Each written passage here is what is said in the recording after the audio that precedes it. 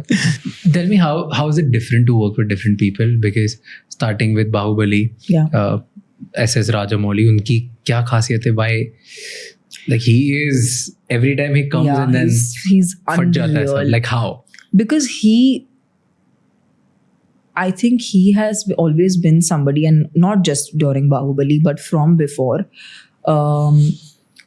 He has always made films in a commercial setup, but very, very high on emotion, extremely high on emotion, extremely, how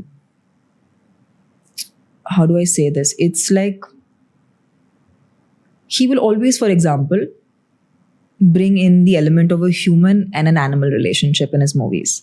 If you notice all his films, I don't know how much of his films have you watched. I've seen 2, obviously, which so a lot of people have why? seen. Again, I'm bringing it really to the grassroots level.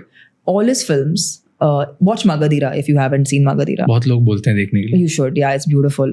It's again a very commercial film. But in a very commercial film, he'll bring an animal and human relationship as one of the fundamental relationships. He's somebody who really gets how to storytell in a way that a person gets fully invested. And while I was working on Bahubali, I also realized his pre-production is next level. He has, before actors come on set, if it's an action piece or a dance piece or any other form, he has already rehearsed it himself. If there was a shot in Magadira where Charan has to come on a horse, he would have already done the shot himself. He would have checked out everything. When I was doing the bow and arrow setup in Bahubali, he was the one who taught me. अच्छा, the joke is मैंने कभी bow and arrow पकड़ा नहीं था. ना ही मैंने कभी sword पकड़ा था अपने हाथ में.